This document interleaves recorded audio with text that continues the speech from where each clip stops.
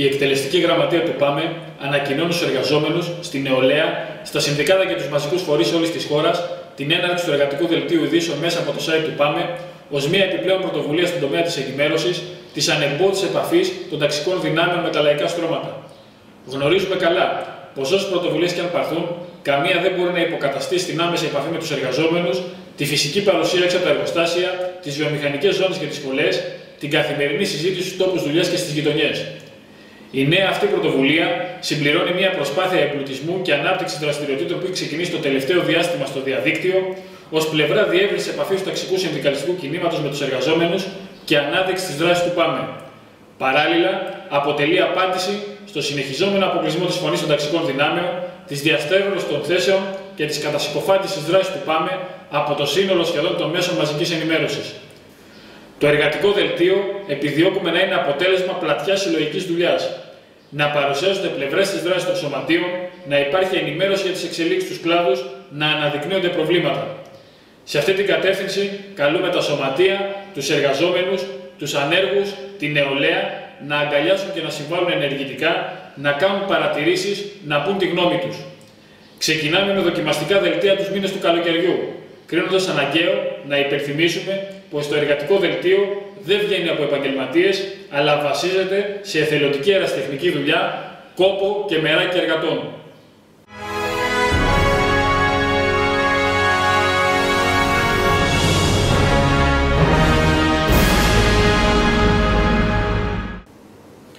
Το Πανεργατικό Αγωνιστικό Μέτωπο nos καλωσορίζει στο πρώτο εργατικό δελτίο ειδήσεων. Τα συμπεράσματα από τη μεγάλη απεργιακή μάχη στις 28 και 29 Ιουνίου συζήτησε την Πέμπτη η εκτελεστική γραμματεία του Πανεργατικού Αγωνιστικού Μετώπου και σχεδίασε τις νέες αγωνιστικές πρωτοβουλίες. Η μεγάλη απεργιακή μάχη της 48ωρης πανεργατικής απεργίας στις 28 και 29 Ιουνίου χαρακτηρίστηκε ως μία από τις σημαντικότερες κινητοποιήσεις των τελευταίων δεκαετιών και αποκορύφωμα της δράσης του ταξικού εργατικού κινήματος στην τελευταία περίοδο. Ήταν απεργία σύγκρουση συνολικά με την αντεργατική πολιτική, με το μεγάλο κεφάλαιο και τους μηχανισμούς του και ταυτόχρονα απάντηση σε προσπάθεια που γίνεται να εκτονωθεί η αντίδραση των εργαζομένων και των άλλων λαϊκών στρωμάτων σε μορφές ανώδυνες για το σύστημα. Η συζήτηση για τα συμπεράσματα και τη μεγάλη εμπειρία που είχαν οι ταξικές δυνάμεις από αυτή την απεργιακή μάχη πρέπει να γίνουν αντικείμενο συζήτησης μέσα στους χώρους δουλειάς και στα συνδικάτα και να γίνουν βήμα αξιοποίησης για το δυνάμωμα των δεσμών του ΠΑΜΕ με ακόμα πλατύτερες εργατικές δυνάμεις. Κυρίως οι δεσμοί με νέα στρώματα εργατόκοσμου που σφυριλατήθηκαν μέσα στην πάλη να γίνουν η αρχή για την ένταξη στο ταξικό κίνημα και στα συνδικάτα νέων δυνάμεων και νέων σωματείων. Η επιτυχία όμως της απεργιακής κινητοποίησης δεν πρέπει να κρύψει τις αδυναμίες αλλά και τις δυσκολίες που αναδείχθηκαν. Δυσκολίες που δημιουργεί στην οργάνωση της εργατικής τάξης και στην ενεργό συμμετοχή της στην πάλη η καπιταλιστική κρίση, η επιδείνωση της θέσης των εργαζομένων, η επιθετικότητα της εργοδοσίας που εκβιάζει με την απόλυση και επιχειρεί να παγιδεύσει τους εργάτες με θεωρίες περί αναποτελεσματικότητας των αγώνων. Σε συλλαλητήριο προχωρά το Πανεργατικό Αγωνιστικό Μέτωπο την Τετάρτη 20 Ιούλη στις 7 το απόγευμα στην Ομόνια, καλώντας τα λαϊκά στρώματα σε οργάνωση και αντίσταση στην βάρβαρη πολιτική της εμπορευματοποίησης και ιδιωτικοποίησης της υγείας και στην αντεπίδεση για την ανατροπή της. Η κατάργηση 3.000 κρεβατιών και 330 κλινικών στα δημόσια νοσοκομεία, η παραχώρηση 500 κρεβατιών στις ιδιωτικές ασφαλιστικές εταιρείες, η συγχώρεση προνοιακών ιδρυμάτων και η μείωση του υγειονομικού προσωπικού έρχονται να προσθεθούν στα προηγούμενα μέτρα που αύξησαν τις πληρωμές για φάρμακα και εξετάσεις. Όλα αυτά συνιστούν ραγδαία επιδείνωση των λαϊκών αναγκών στην υγεία, καθώς τη μετατρέπουν σε ένα ακριβοπληρωμένο εμπόρευμα απρόσιτο για όλο και περισσότερους. Πλατιά σύσκεψη ομοσπονδιών, συνδικάτων και εργαζομένων διοργανώνει η Ομοσπονδία Οικοδόμων Ελλάδα τη Δευτέρα 11 Ιουλίου στις 6.30 το απόγευμα στο ξενοδοχείο Στάνλεϊ, με στόχο την οργάνωση της πάλης ενάντια στη νέα επίθεση που ετοιμάζεται να εξαπολύσει η κυβέρνηση κατά των βαρέων καθηγενών επαγγελμάτων. Στην ανακοίνωσή της, η Ομοσπονδία Οικοδόμων τονίζει: καμιά αυταπάτη, καμιά εμπιστοσύνη. Το έργο είναι στημένο. Προσπαθούμε δημοκρατικοφανή περιτύλιγμα να μας φορτώσουν με 5 έως 7 χρόνια στην πλάτη και να κάνουν ακόμα φθηνότερο το μεροκάματο. Η κατάργηση των βαρέων καθηγενών επαγγελμάτων αποτελεί απέτηση του κεφαλαίου εδώ και αρκετά χρόνια. Σήμερα αξιοποιούν την καπιταλιστική κρίση για να δικαιολογήσουν αυτό που χρόνια σχεδίαζαν. Έχει μια αξία στην ουσία, γιατί ξανά έχουμε συζητήσει το θέμα της υγείας. Θα πεθαίνει ο κόσμος. Θα πεθαίνει ο κόσμος μετά την κυβέρνηση. Και δεν είναι μόνο το θέμα της υγείας. Έχουμε το ζήτημα της ανεργίας. Μάλλον πριν από τις ανεργίες έχουμε το ζήτημα βαρέων και ανθυγενών. Όπου έτσι κι αλλιώς η κυβέρνηση θα πάρει μέτρα. Και νομίζω ότι εδώ πρέπει να στηρίξουμε, και έχει μεγάλη σημασία όχι μόνο να στηρίξουμε, να συμβάλλουμε. Η σύσκεψη που κάνει η Ομοσπονδία Υποδόμων στις 11 του μήνα το απόγευμα στις 6.30 στο Στάνι να έχει επιτυχία.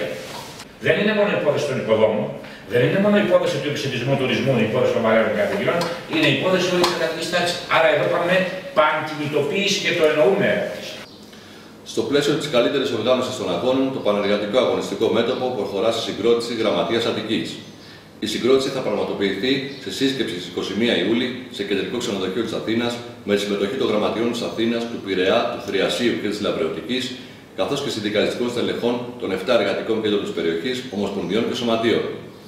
Η Γραμματεία Αττικής το επόμενο διάστημα να συμβάλλει σε αυτό που λέμε να πετύχουμε την καλύτερη παρακολούθηση των αγώνων, τον συντονισμό τους, την οργάνωση των αγώνων, τη μελέτη και τη γενίκευση της πείρας από αυτούς που γίνονται, να υπάρχει πιο σχεδιασμένη τη διεύρυνση της δύναμης και επιρροής του ΠΑΜΕ σε κλάδους, σε συνδικάτα, η ίδια αυτή η γραμματεία να παρακολουθεί και να προσπαθεί να εντάξει νέες δυνάμεις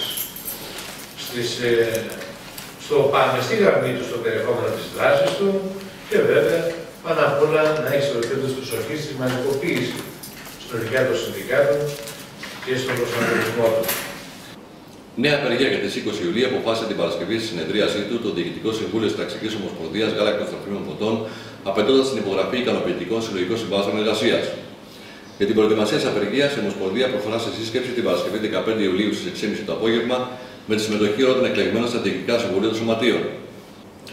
Η μέρα πανελλαδικής δράσης, Τετάρτη 13 Ιουλίου, κήρυξαν δυνάμεις του Πανεργατικού Αγωνιστικού Μετώπου στον επισιτισμό, τουρισμό και στα ξενοδοχεία, κλιμακώνοντας τη δράση τους ώστε η δυσαρέσκεια, η αγανάκτηση και η οργή που επικρατούν στον κλάδο να μετατραπούν σε συμμετοχή στον αγώνα και σε οργανωμένη δράση με ταξική ενότητα και αλληλεγγύη ενάντια στη σφοδρή αντεργατική επίθεση.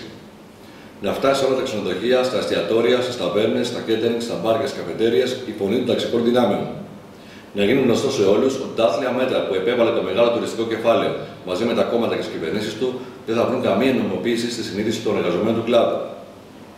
Το Κλαδικό Σωματείο Χρηματοπιστωτικού καλεί στη σύσκεψη την 3η 12 Ιουλίου στις 6.30 το απόγευμα στην αίθουσα του Σωματείου Επισιτισμού, ώστε να συζητηθεί πλατιά η εκτίμηση της απεργίας, ο προγραμματισμός δράσης το επόμενο διάστημα.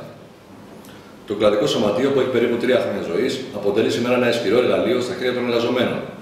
Η συμβολική περιφρούρηση στις 28 Ιουνίου στην ProBank και η συμβολική κατάληψη της Αγροτικής Τράπεζας Ελλάδας στις 29 Ιουνίου δείχνουν τον τρόπο με τον οποίο οι εργαζόμενοι οργανωμένα μπορούν και πρέπει να διεκδικήσουν τη ζωή που τους αφαιρούν. Δείχνουν ότι η σκληρή μάχη δίνεται στους χώρους δουλειάς, κόντρα στον εργοδότη, στις πιέσεις του, στις απειλές και στους ελιγμούς του, αναφέρει σε ανακοίνωσή του το Σωματείο. Οργανωτική σύσκεψη για την καλύτερη προετοιμασία σε απεργιακές κινητοποίησεις το 3ο δεκαήμερο του Ιούλη διοργανώνουν την 5η 14 Ιουλίου στις 11 το πρωί στα γραφεία της Πανελλήνιας Ένωσης Μηχανικών Εμπορικού Ναυτικού, τα ταξικά ναυτεργατικά σωματεία ΠΕΜΕΝ, Στέφενσον, των Μαγείρων των Ρημουργών, της Πανελλήνιας Ένωσης Συνταξιούχων του ΝΑΤ και η Επιτροπή Ανέργων Ναυτεργατών. Τα σωματεία επισημαίνουν με κοινή ανακοίνωσή τους πως η επίθεση στους ναυτεργάτες είναι ολομέτωπη.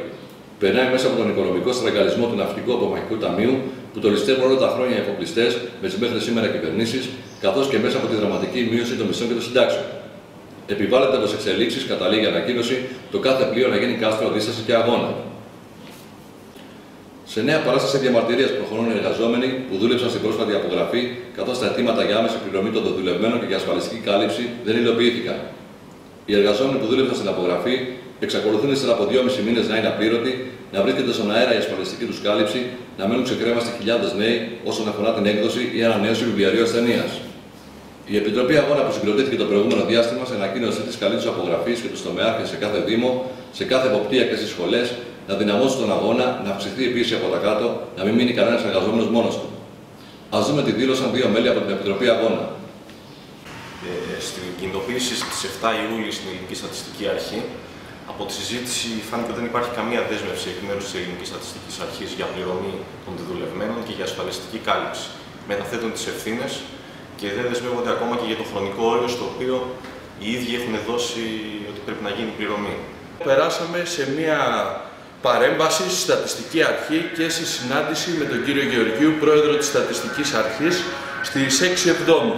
Εκεί αυτό που εκλάβαμε ως απάντηση όταν του βάλαμε τα ζητήματα για το πότε θα πληρωθούμε, ότι μιλάμε για ένα μεγάλο κομμάτι ανέργων, κυρίως και φοιτητών, οι οποίοι προσπαθούν να συμπληρώσουν το πενιχρό πλέον εισόδημα των οικογενειών τους. Μας μίλησε ότι δεν μπορεί να δεσμευτεί για τίποτα, ότι δεν είναι αυτός αρμόδιος. Ουσιαστικά το παιχνίδι που παίζεται είναι να μεταφέρονται αυτό το κομμάτι των εργαζομένων σαν μπαλάκι ανάμεσα στο Υπουργείο Οικονομικών και στη Στατιστική Αρχή. Θέλει να μάθει και τους νέους εργαζόμενους σε αυτή τη λογική να μην διεκδικούν, να μπαίνουν στη λογική να δουλεύουν χωρίς να είναι σίγουροι για το τι θα πάρουν, να δουλεύουν για ένα χαρτζηλίκι. Και αυτό που μας είπε είναι ότι με διαφάνεια αυτοί κάναν τους διαγωνισμούς και καταφέρανε να εκπληρώσουν ουσιαστικά την αποστολή τους για το κράτος, που ήταν η απογραφή, και στην ουσία κουβέντα δεν βγάλανε για τα ζητήματα που καίνε τους εργαζόμενους, που είναι η άμεση πληρωμή τους, που είναι η ασφάλισή τους, γιατί όταν μιλάμε και για κάποιον τομεάρχη ο οποίος δούλεψε 4 μήνες, αποκτά δικαίωμα να βγάλει βιβλιάριο, κάτι που του στερείται, δηλαδή το ίδιο το κράτος ουσιαστικά ίσφορο διαφεύγει, και τελικά του ζητάνε να πληρώσει και φόρο από πάνω, χωρίς καν να ξέρει πότε θα πάρει τα λεφτά που του χρωστάνε. Η κυβέρνηση πατάει πάνω στη δυσκολία που έχει αυτό το περιστασιακά ανοργάνωτο κομμάτι εργαζομένων να συντονιστεί και να διεκδικήσει. Καλούμε όλους τους απογραφείς και τομεάρχες σε οργάνωση να ενημερωθούν όλοι οι συνάδελφοί μας, να ενταθεί ο αγώνας στις γειτονιές, στους δήμους, στις σχολές, να μην μείνει κανένας μόνος του. Η κυβέρνηση μέσω της Ελληνικής Στατιστικής Αρχής παραδίδει ένα ακόμη μάθημα εκμετάλλευσης, το οποίο πρέπει να αντιμετωπιστεί αγωνιστικά. Και γι' αυτό καλούμε σε νέα παράσταση διαμαρτυρίας την 3η 12 Ιουλίου στις 11 η ώρα στο Υπουργείο Οικονομικών.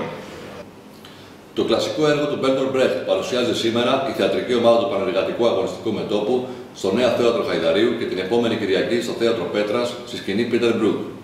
Οι παρουσιάσεις του έργου θα συνεχιστούν και το επόμενο διάστημα σε αρκετές πόλεις της χώρας. Η είσοδος θα γίνεται με την αγορά ενός λαχνού για να συμβάλλουμε ταυτόχρονα στην οικονομική εξόρμηση του ΠΑΜΕ. Το έργο μας είναι ο κύκλος με την κυμολία του Μπέρτολτ Μπρέχτ. Η υπόθεση του έργου είναι γνωστή σε αρκετό κόσμο. Είναι ένα παιδί που το διεκδικούν 2 μητέρες, η μία που το γέννησε και άλλη που το μεγαλώνει. Όμως μέσα από αυτό το έργο ο Μπρέχτ μας οδηγεί αβίαστα να συλλογιστούμε για το ρόλο που παίζει η ιδιοκτησία και το συναίσθημα της ιδιοκτησίας και πόσα κακά και δεινά της μοίρας της εργατικής τάξης προέρχονται ακριβώς από, από το θέμα της ιδιοκτησίας.